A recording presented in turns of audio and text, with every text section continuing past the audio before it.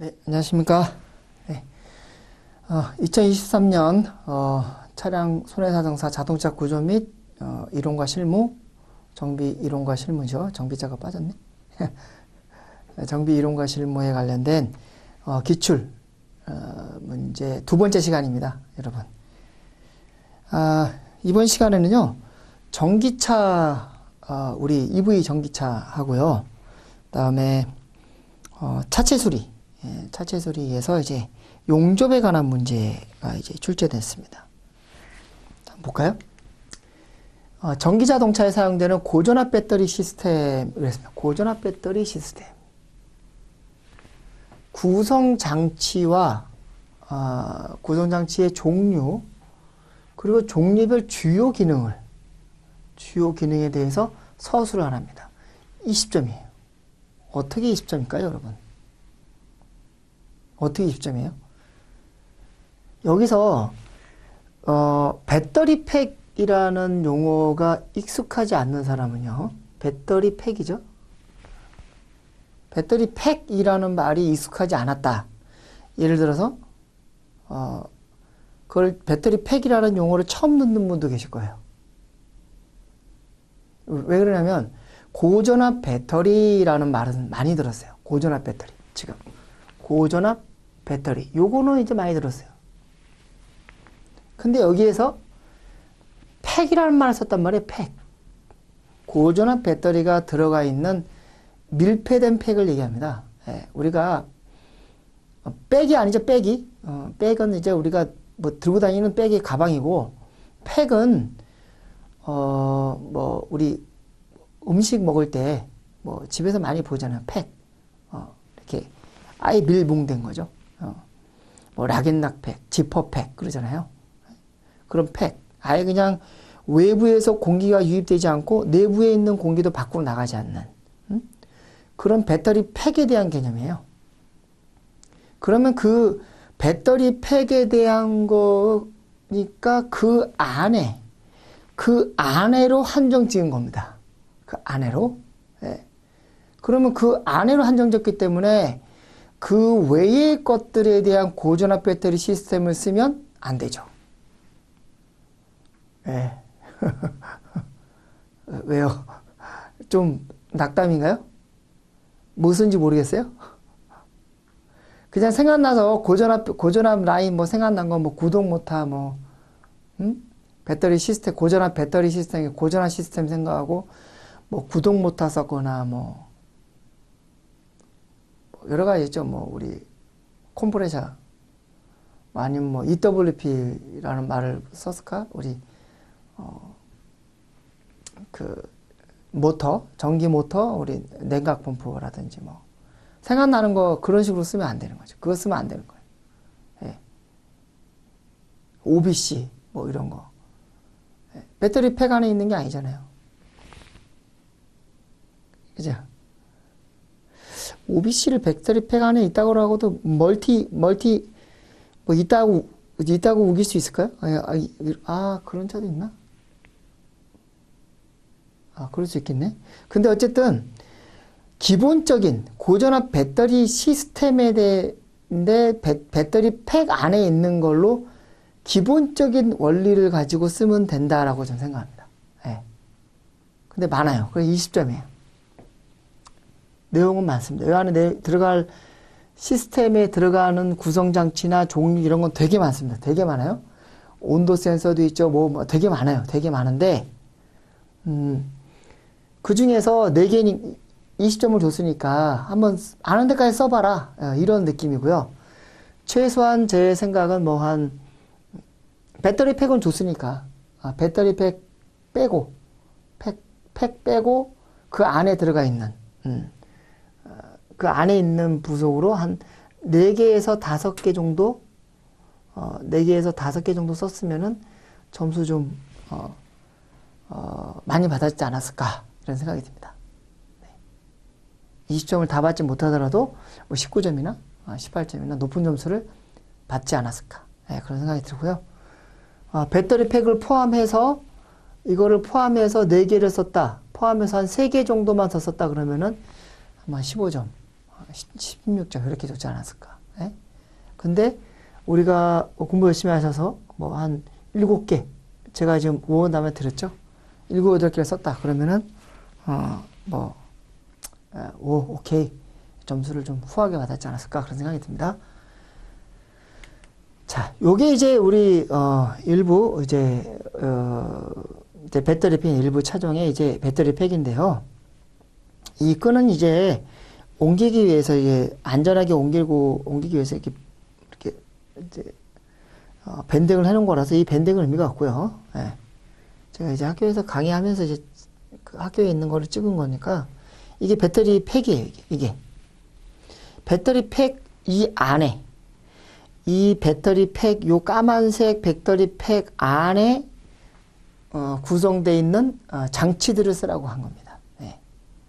그러면 이제 구동 모터나 다른 시스템에 있는 그런 장치들은 쓰면 안 되죠. 예. 네, 자 보겠습니다. 그리고 이렇게 배터리 팩 밖에 나와 있지만 이 안에 있다고 봐야 되죠. 이런 거 이제 우리가 이게 뭐예요, 여러분? 네? 고전압 차단 장치, 고전압 차단 플러그잖아요, 그죠? 그죠? 고전압 차단 플러그. 뭐 안전 플러그라고도 하고요. 근데 요즘은 이게 없죠? 이게 없어요. 없어도 요거라도 생각나서 썼으면 괜찮아요, 이거는. 이제, 요즘 나오는 차는 이제 좀, 옛날 이제 전기차. 근데 요즘 작년부터, 올해부터, 작년하고 올해 이렇게 나오는 차들은 이게 없어졌습니다. 없어지고 그냥, 이제 고전압 차단, 플러그, 이제 플러그가 아니고 이제 고전압 차단 이제, 차단 장치로 이제, 엔진 안쪽에 이제 절단하는 이런 장치로 이제, 휴지처럼 절단하는, 빼내는, 그런 장치로 바뀌었어요. 이게 없어졌죠. 써도 괜찮습니다. 그리고 여기 이제 볼트들이 쭉 이렇게 들어가서 뚜껑이 덮이는 건데, 이 뚜껑 안에는, 실제로 차가 들어갔을 때 이 안에는 공기도 들어가지 않아요. 공기도 진공 상태인 거예요, 진공. 진공 상태고, 또 먼지, 또 냉각수가 또, 이 밑에 하부 쪽에 흐르기 때문에, 방수. 또 외부에서 물이 이 안으로 못 들어가요. 비가 와서 막 달리는데, 고전압 배터리 안으로 물이 못 들어갑니다. 외부의 물이. 그거를 이제 방수, 물이 못 들어가는 건 방수, 방진 기능이라고 하죠. 네? 구성장치 종류 및 종류별 주요 기능, 구성장치 종류, 구성장치의 배터리 팩의 구성장치니까, 뭐 배터리 팩 안에 뭐 실링, 여기 실링 뭐라도 썼다고 칩시다, 이렇게. 근데 이것도 장치라고 해서 배터리 팩 덮개니까, 그죠? 뭐 그걸 썼다 그러면 그것도 뭐, 제가 최춘자라면 점수를 줬을 것 같아요. 방수 방진에 대한 내용이니까. 중요한 거니까요. 예?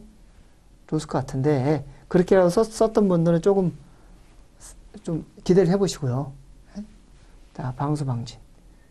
그리고 요게 이제 배터리가 올라가서, 배터리 하부, 이제 차량 하부 쪽에서 이렇게 올라갑니다. 올라가서, 여기 가운데, 센터 볼트, 4개가 길쭉하게 이제 관통해서 이제 차체에 붙고요. 여기 외부에 이제 볼트들이 차체와 같이 다 연결이 됩니다. 이렇게. 여기도 안 보이지만 여기하고 이렇게 쭉 해서.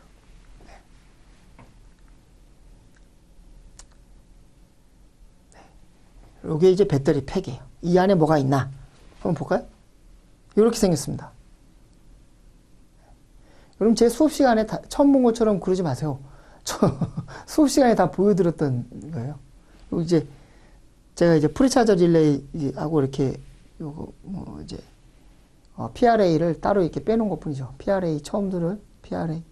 예. 그러면 곤란한데 예. PRA 장치를 이게 이쪽으로 뺀 거고요.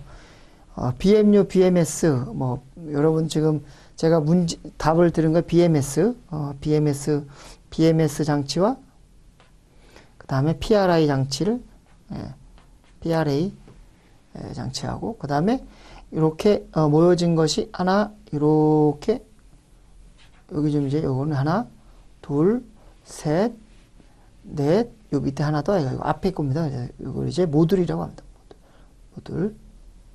모듈이고, 요거 하나하나 이렇게 좀 보면은, 하나하나 이렇게 셀이 뭐였죠, 이게? 요게 셀, 요거 하나, 요렇게 한 줄로 yak어봅시다. 요게 이제 셀이죠, 셀. 네. 그리고, 요게, 요 노란 선 보이시면 노란 선?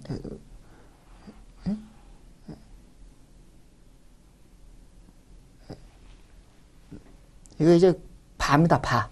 고전압, 바.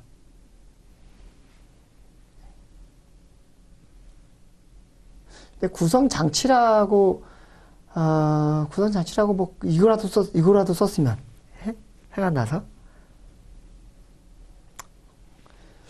그 다음에 이제 MCU가 있고, 이렇게, 모듈이 있고, 셀이 있고, PRA 있고, BMS 있고, 이렇게 해도 셀, 모듈, BMS, PRA, 그 다음에 이렇게 전체, 우리, 배터리 팩, 방수 기능, 배터리 팩, 그 다음에 이 안에 냉각 라인, 이렇게 해도 벌써 6가지죠. 그죠? 이렇게. 자. 우리 PRA에는, 프리차지 릴레이가, PRA 릴레이가, 메인 릴레이가 이렇게 2개가 딱 있고요. 프리차지 승원 히터, 승원 히터 저항이 있고, 뭐, 프리차지 릴레이가 있다. 프리차저 릴레이가 있다. 이게 좀 중요한 기능이라고 했죠. 요게 이제 돌입 전류를 예방하는, 고전압이 딱 시동 걸 때, 시동 딱 걸었을 때, 갑자기 쏟아지는 고전압 때문에 망가지지 않도록 하는, 그게 이제 우리 프리차지 릴레이 역할이죠. 시동 후에 돌입 전류 예방하고 어느 정도 안정화됐을 때 다시 꺼집니다. 이건 시동 시에만, 첫 시동 시 일정 시간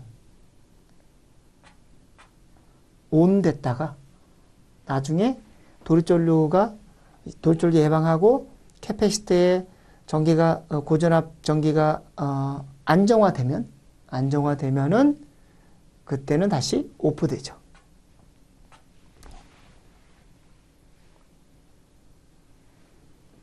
네. 그래서 릴레이가 플러스 릴레이, 마이너스 릴레이, 플러스 릴레이 뭐 상관없습니다. 메인 릴레이가 2개가 있고, 메인 릴레이가 플러스, 마이너스 2개가 있고, 프리차저 릴레이 있고, 그 다음에 뭐 온도 센서가 붙어 있고, 그 다음에 전류 센서도 있고, 여기 PRA 장치에 배터리 매니지먼트 시스템에 대한 부분은 우리가 또 자세히 쓸 수 있죠. 그다음에 모듈은 셀이 모여서 최소 단위죠. 배터리 팩 최소 단위 셀이 모여서 이제 모듈이 형성되는. 근데 이제 이렇게 5개 모듈로 가다가 이제는 지금은 이제 또 모차종 같은 경우는 이제 모듈을 더 세분화해서 뭐 30몇 개, 34개인가? 34개. 하여튼 30개 이상의 모듈로 이렇게 묶어놨죠. 30개 이상 모듈로 묶어놨다. 예. 고전압 버스바가 이렇게 있고요. 그 다음에 이제 주황색으로 되어 있는 거는 이제 고전압 라인이 흐르는 난 다 이제 주황색 선으로 이렇게 오렌지빛의 선으로 이렇게 다 하게끔 해놨습니다. 그죠? 그리고 여기 보면은 이렇게 좀 무슨 관 같은 게 보이죠? 이렇게. 이거 보입니까? 예. 여기 이제 냉각수 라인이에요. 냉각수가 이제 바닥으로 이렇게 냉각수가 흐르는 라인이죠. 여러분 어떤 분들은 이 팩 안에 냉각수가 이렇게 다 덮여져 갖고 그 흐르는 걸로 생각하시는 분들이 계세요. 그런 게 아닙니다. 예. 바닥에 이제 냉각수가 흐르면서 그 열이 바닥에 이 모듈이 열을 받으면 이렇게 식혀주는 거예요. 열이 이렇게 전도돼서. 예. 이게 다 빠져 있는 게 아닙니다. 예. 그렇게 해서 이런 식으로 구성이 돼 있다. 그 전에 같은 경우는 이런 BMS나 휴즈나 우리 휴즈도 있어요. 대용량 휴즈. 구동 단추 중에 제가 써드리진 않았지만 대용량 휴즈 몇백 암페어의 대용량 휴즈가 딱 장착이 되어 있습니다. 뭐 10암페어, 20암페어 이런 게 아니에요. 대용량 휴즈도 여기 휴즈 박스도 여기 배터리 팩 안에 있습니다. 제가 그걸 적어드리진 않은 것 같아. 그죠? 대용량. 이거 쓰신 분도 괜찮아요. 제가 설명하면서 얘기했죠. 요즘은 배터리 팩이 이렇게 있으면 전에는 BMS나 대용량 휴즈 이제 나가면 이렇게 열어가지고 교환을 위해서 해야 되잖아요. 근데 이제 편하게 하려고 배터리 팩이 이렇게 있으면 여기 밑에서 이렇게 뚜껑을 이렇게 손바닥만큼 뚜껑을 열어가지고 이렇게 한다 그랬잖아요. 예. 이게 전기차라 그러면 배터리는 이 밑에 달려 있는 거야. 승용차 같은 거 밑에. 버스는 이게 버스라 그러면 위에 달려 있죠. 예? 배터리 팩이 이제 승용차 같은 밑에 이렇게 있는 거죠. 배터리 팩의 무게가 얼마 정도 될 것 같습니까? 이 무게가? 그 무게가 얼마 정도 될 것 같아요? 한 400kg. 400kg 내외. 현재 뭐 차마다 조금씩 다르겠지만 이제 400kg 정도 뭐 몇백 킬로 나간다. 사람이 혼자 들 수 있어요? 못 들어요. 예. 뭐 운동하신 분들 들 수 있겠지. 근데 이제 들 수 없다. 혼자 들기 힘들다. 무게가 그만큼 나가는 아주 무겁다라는 거. 네. 이 배터리 팩 봤습니다. 자, 하나하나 좀 우리가 한번 짚어보겠습니다. 여기서 처음에 얘기한 배터리 팩이라는 거를 줬기 때문에 이 배터리 팩이라는 것은 써도 되고 안 써도 됩니다. 그러나 배터리 팩에 대한 부분을 썼을 때는 반드시 만약에 썼다면은 제 생각은 방진 방수 기능이 있더라라는 말을 꼭 해주면 좋습니다. 그 안에 모듈을 탑재하고 있고 배터리 고전압 배터리가 들어가 있고 뭐 이런 내용을 쓰더라도 방수 방진 기능이 있다라고 갖추고 있다라는 말을 썼으면 좋다라는 생각이 들고요. 배터리 모듈을 연결한 고전압 배터리 전체를 말한다. 고전압 배터리 자체 전체 팩 전체를 말합니다. 다음 두 번째, 배터리 모듈은 배터리 셀을 병렬로 연결했다 하면 안 되고요. 직렬로 연결해야 됩니다. 제가 병렬과 직렬에 대한 얘기를 몇 번 말씀드렸거든요. 이제 자꾸 병렬로 이해하신 분들이 있어요. 병렬로 쓰신 분들이 계세요. 병렬은 아니에요. 병렬로 쓰면 안 되는 거예요. 자, 일반 가정용 전기, 우리 손가락 건전지가 있다고 칩시다. 보통 1.5V짜리예요. 그죠? 1.5V예요. 근데 이거를 이렇게 또 연결했습니다. 그럼 여기가 플러스예요? 여기가 마이너스예요. 그럼 이거는 도대체 몇 볼트입니까? 3볼트죠. 볼트가 올라갑니다. 그죠? 이게 직렬이에요. 이게. 나란히 직렬이라고. 근데 병렬로 쓰게 되면요. 전혀 다른 말이 되는 거예요. 정렬로. 그래서 틀려요. 정말 만약에 조금, 이렇게 말씀드려도 되나? 좀 까칠한 채점위원이라 그러면 이거 다 날립니다. 예. 기본 개념도 없네. 그러면서 날릴 수 있어요. 예. 그래서 이게, 아주 기초적인 거를 제가 이제 자꾸 말씀드려요. 아유, 이거 다 알아, 다 알아 그러는데, 여러분들이 시험 보잖아요? 그럼 꼭 그렇게 실수를 하더라고요. 병렬이라고 쓰신 분은, 좀 가슴 치셔도 돼요. 이건 어쩔 수 없습니다. 이거는 플러스고 플러스잖아요. 마이너스고 마이너스고. 1.5, 1.5예요. 그러면 이게, 연결을 했다 그러면, 이렇게 연결을 했다 그러면 몇 볼트예요? 마이너스 플러스인데 여기도 이제 플러스 마이너스고 네? 이렇게 연결하면 몇 볼트예요 이게? 이거는 1.5볼트예요. 볼트가 올라가지 않아요. 자, 우리가 고전압 배터리가 400볼트, 300볼트, 400볼트라면 뭐 350이든 뭐 몇 볼트든요. 뭐 450볼트든 뭐 800볼트까지 나오잖아요. 그죠? 이렇게 볼트 수가 올라가잖아요. 그러면 셀 하나가 몇 볼트라 그랬어요? 보통 5볼트라고 칩니다. 5볼트, 뭐 4.7볼트, 7. 몇 볼트, 8볼트, 10볼트. 그게 중요한 게 아닙니다. 셀은 볼트가 작잖아요. 작은 셀의 볼트가, 나한테 있나? 작은 셀의 볼트가, 여기 있네. 이게. 제가 여러분하고 같이 하려고 저번에 보여드렸던 것 같은데. 이게 옛날에 우리 핸드폰 배터리 교환할 때 있잖아요. 핸드폰 배터리 교환할 때, 배터리 교환할 수 있는. 예. 이게 하나의 셀이라고 생각하면 됩니다, 이게. 예? 이게 하나의 셀이, 이게 몇 볼트라고 돼 있어? 3.7볼트, 뭐 이래요, 이게. 충전 전압 4.2볼트인가? 42볼트? 전지 3.7볼트, 뭐 이래요. 이게, 어쨌든, 이게 작잖아요. 이 셀이 여러 개가 막 수십 개가 이렇게 모여가지고, 수십 개가 모여서,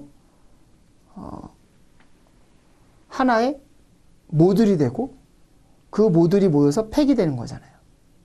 그럼 병렬로 연결했다 그러면 이거 하나 셀에 대한 전압밖에 안 되는데, 그럼 병렬로 하면 안 돼요. 병렬로 쓰면 절대 안 되는 거죠. 대신 이거는, 암페어 수는 이게 1A하고 이게 1A라면 3V 1A입니다. 근데 이거는 1.5V인데 1A, 이거는 2A죠. 암페어 수만 올라가죠. 전류값만 올라가는 겁니다. 예? 그래서 병렬로 쓰면은 안 된다. 고3 전체를 말하고 셀을 직렬로 연결한다. 직렬로 연결한다. 그럼 안 썼으면 어떻게 돼요? 차라리 안 쓰는 게 낫죠. 예. 배터리 셀을 연결한 최소 단위, 배터리 셀들을 연결한 배터리 단위이다. 그 다음에 CMU는요, 셀 모니터링 장치로서 이게 이제 셀 모니터링 유닛이에요, 장치예요. 셀 모니터링 장치, 이게 CMU예요. CMU예요. 유닛. 전기적 에너지와 화학적 에너지, 전기적과 화학적 에너지를 변환하는 뭐 이런 말에서도 고전압 배터리의 최소 구동 단위인 셀을 셀 밸런싱으로 셀과 셀 간에는 같은 전압으로 맞춰져 있어야 돼요. 어떤 거는 1.5V고 예를 들자면 1.5V가 어떤 거는 7V, 0.7V 이러면 안 된다는 얘기죠. 그럼 고장 신호를 바로 띄워요. 문제가 생깁니다, 차에. 그리고 셀 밸런싱으로 셀 간에 전압 편차가 생기지 않도록 셀을 동일 전압으로 매칭시키는, 동일 전압으로 맞춰주는 역할을 하는 것이 이제 셀 CMU입니다. CMU. 다음 BMS, 배터리 매니지먼트 시스템. 그래서요, 배터리의 상태를 파악하는 거예요. 전체적인 배터리의 상태를 확인하고 뭐 관리하고 제어한다. 전체적인 배터리 전체를 배터리 상태를 확인한다. 뭐 예를 들어서 뭐 안전한 상태, 뭐 고전압 배터리의 안전을 보장한다, 보호한다. 뭐 이런 말 써도 되고요.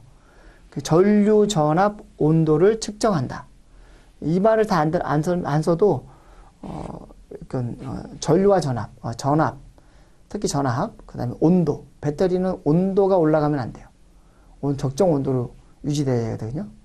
그 냉각수가 흐르고 빠지고 하는 게 계속 흐르는 게 아니니까. 그죠? 그래서 이렇게 온도를 측정하고 배터리의 가용 파워, 가용된 파워를 예측하는 게 SOC죠. 그죠? 과충전, 과방전을 예방합니다. 네? 과충전, 과방전 예방하고 어떤 배터리의 보호를 위해서 입출력 에너지의 제한값을 산출해 줍니다. 입출력 에너지 산출해서 차량 제어기로 정보를 제공하게 되는 것이 BMS죠. 가장 중요한 장치죠, 사실은. 엔진의 ECU와 같은 거예요. 배터리의 ECU예요, 이게. BMS. 다음, PRA는 도립전류를 예방하는 프리차드 릴레이를 포함해서 각종 배터리 시스템의 전원을 차단하고 연결하는, 이게 이제 릴레이죠. 플러스 마이너스 릴레이 하는 통합 릴레이 장치입니다. 통합 릴레이 장치. 다음 SOC는요, 퍼센트로, 백분율로 하는데 배터리 용량, 배터리의 어떠한 가능한 배터리의 용량을 나타내는 것이에요. 네, 배터리의 전류 전압 온도 측정해서 SOC를 계산합니다. SOC를 계산하고 적정 SOC 영역을 유지하도록 관리하는 것이 이제 SOC. 이게 전부 다 이제 여기 BMS에 탑재된 거지만 SOC를 별도로 써도 되고 안 써도 되고, 이제 이거를 여기에 BMS에 포함해서 써도 됩니다. 배터리 팩에는 SOC 양을 측정하는 장치가 있다. SOC 양을 측정하는 것은 SOC는 이러이러하다.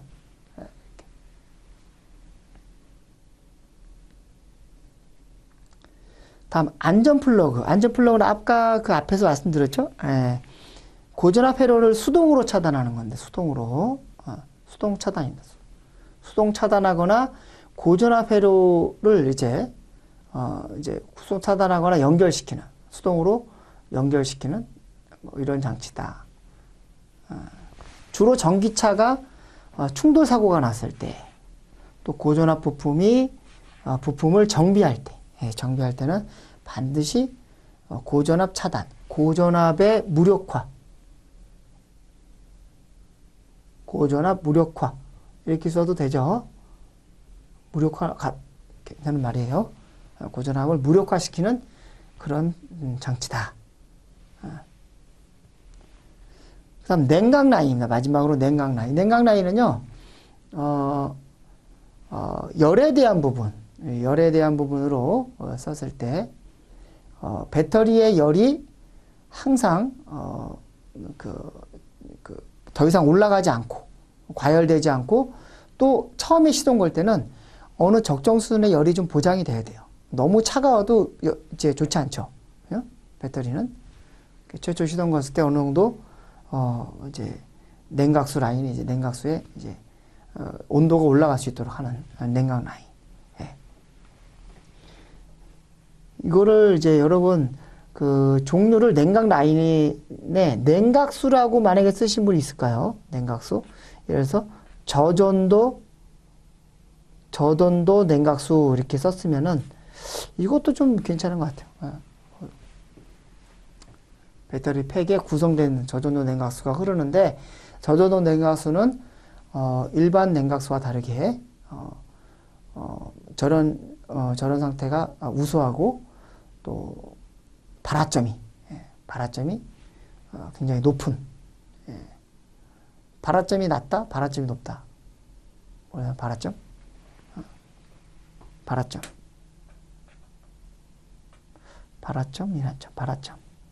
이런 말은 쓰신 분 없겠죠? 발화점이 낮다, 높다. 이런 말, 발화점이 높아야죠. 이렇게. 높아야 들붙는 거죠. 그죠? 뭐, 비등점이 이제, 비등점이 낮은, 비등점이 높은 100도에서 끓는 물이 이제 비등점이 낮은, 끓는 점이 좀 낮은. 뭐 그런 내용들로 이렇게 뜬다면 끓는 점이 높아야지. 끓는 점이 높아야죠. 끓는 점, 비등점이 높은. 뭐 그런 내용으로 쓰셨다면 그것도 괜찮은 답이다 생각이 들고요. 배터리 팩 최밑단에서 배터리 팩의 모듈의 제일 바닥에서 냉각수가 흐를 수 있도록 설치돼서 배터리 열 상승이 없도록 하던가 아니면 뭐 적정 온도 유지를 한다. 여기 있네요. 적정 온도 상태 한다든지 뭐 이런 내용으로 쓰면은 냉각수로 어떤 내용을 쓰더라도 이렇게 자기가 쓰기 나름이 이게 딱 답이 아니라는 거예요. 그죠? 예. 어떻게 쓰든 여러분이 쓰든 이렇게 쓰든 저렇게 쓰든 배터리 팩 안에 냉각수가 흘러. 그 냉각수가 흐르는데 저전도 냉각수라고 생각났어. 교수님 우리가 수업 때 했잖아요. 저전도 냉각수와 뭐와 했을 때 저전도 냉각수는 우리 정비사가 정비사에 건들지 말라고 해서 누는 주입구도 반대로 이제 왼나사로 돼 있고 이런 얘기 있잖아요. 생각났잖아요. 그런 거 생각나면 이렇게 뭐라도 쓴다는 얘기죠. 그죠? 그래서 우리 3번 문제 같은 경우는요. 우리가 전기차를 EV 자동차를 이렇게 많은 시간을 들어서 쭉 용어를 정리하고 했단 말이에요. 그런 용어들을 생각나는 대로 뭐라도 계속 배터리 팩 안에 있는 부품을 가지고 쓴다면 점수를 충분히 받을 수 있는 문제였다 이런 생각이 들고요. 높은 점수를 줬습니다. 높은 점수를 줬어요. 그러니까 한번 여러분의 능력을 마음껏 쓸 수 있는 그런 문제였지 않았을까. 저는 이런 생각이 듭니다. 잘 치셨을 거라고 좀 믿어요. 4번 문제입니다. 자동차 차체 수리 문제. 판금의 문제가 나왔는데요. 차체 수리 작업에 사용되는 플라즈마 아크 용접이에요. 플라즈마 아크 용접의 장점과 단점에 대해서 써봐라 라고 했어요.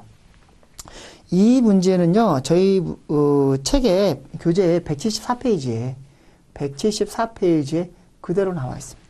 똑같이 장점, 단점에서 제가 플라즈마 용접기를 제가 현장 가서 노란색 이제 용접기를 찍어가지고, 여러분 물론 이제 교재에는 이제 컬러로 다 쓸 수가 없어서 제가 강의에는 제가 이렇게 보여드렸어요. 이렇게, 그죠? 제가 현장에 찍은 거 이게 플라즈마 용접기예요. 플라즈마 아크 용접. 이게 뭐 어떻게 생겼든 이렇게 용접기가 수레를 끌고 다니면서 이거는 이제 만든 거죠. 이거는 이제 수레를 만든 거고, 이제 이렇게 요게 이제 플라즈마 아크 용접기인데 전기를 꼽아서 쓰는 플라즈마 아크 용접기입니다. 그래서 여러분들 그 시각적인 이미지 있잖아요. 자꾸 영상을 자꾸 보라는 게 내 이미지화해서 내 머릿속에 갖고 있다면은 그때 그렇게 말씀하셨어. 맞아. 그렇게 생각이 나거든요. 그리고 이 그림이 생각이 난다고요. 이 그림이.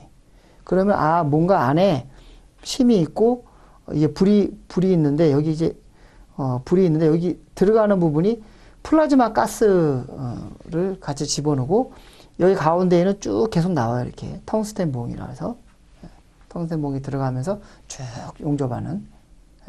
아크가 굉장히 안정적이고 특히나 이렇게 홀이 있는 부분에 용접하기가 굉장히 좋다. 네. 보통 이런 가스들은요, 이제 보통 아르곤 가스를 많이 쓰죠. 아르곤 가스를 많이 쓰고, 그 텅스텐 봉을 쓰는 거는, 텅스텐 봉 같은 경우는 이게 끓는 점이 녹는다고도 표현합니다. 녹는 점이 한 3000도 이상, 3700인가 뭐 그래요. 녹는 점이. 이제 끓는 점은, 이제 철이니까, 이제 철을 이제 끓여갖고 녹인다고 치면은, 뭐든지. 그러면, 끓는 점이 한 5700도인가 5000도인가 하여튼, 5000도 이상에서 이제 끓는 점. 이제 비등점이라고 하죠, 비등점. 비등점이 그런, 재질의 어떤 텅스텐입니다. 텅스텐. 그런 텅스텐을 이렇게 그런 거 있잖아요. 이렇게 은색으로 생겨가지고 약간 백금형, 백색처럼 우리 저걸로 백색처럼 이렇게 생겨, 회백색 이런 좀 생겨가지고 쭉 이렇게 나옵니다. 플라즈마 가스는 반대로 이렇게 끓는 마이너스 이게 마이너스 몇 도더라? 제가 적어왔는데 마이너스 이게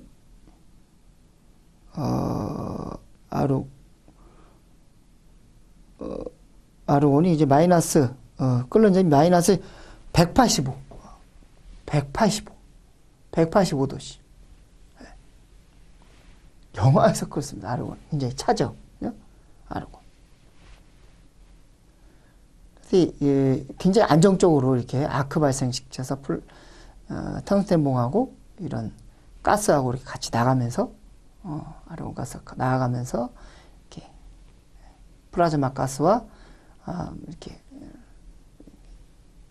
용접을 하는, 특히나 이런 안에 홀에 대한 용접을 할 때 아주 유용한 그런 플라즈마 아크 용접이었습니다. 장점과 단점이었습니다. 장점과 단점. 이게 10점짜리였어요. 장점은 아까 얘기한 뭐 이런 노출자 이게 다 어렵다면은 용입이 깊고 용입이 깊은 키홀, 아까 얘기한 키홀, 용입이 깊은 키홀 용접이 가능하다. 이게 장점의 가장 큰 장점이에요. 그 빠른 용접 속도와 빠르게 용접할 수 있고 또 안정적인 아크 발생이 일어난다. 그 다음에 용접부가 대기 상태 노출되지 않은 기계적 성질이 굉장히 좋다. 좋은 말이에요. 이건 공통적인 용어인데 요거는 이제 그 다음에 빠른 용접 속도. 이런 거는 이제 플라즈마 아크 용접의 어떤 특징적인 얘기죠. 안정적인 아크 발생. 단점은요, 대신에 용접할 표면이 깨끗해야 돼요. 굉장히 근데 이게 사실은, 일반 차량들, 일반 용접할 때도 이게 지저분한 게 있으면 좋지 않습니다. 근데 이제 이런 플라즈마 아크 용접은 더더욱, 청결도에 따라서 굉장히 용접의 영향이 좀 크다라는 거. 플라즈마 아크 용접은 좀 크다. 설치 비용이 좀 높다. 비싸다. 설치 비용이 비교적 높은 편이다. 이게 단점이었습니다. 네, 이렇게 해서 2번과 4번 문제를 한번 풀어봤습니다. 좀만 쉬었다가 마지막 우리 5번부터 한번 풀어보도록 하겠습니다.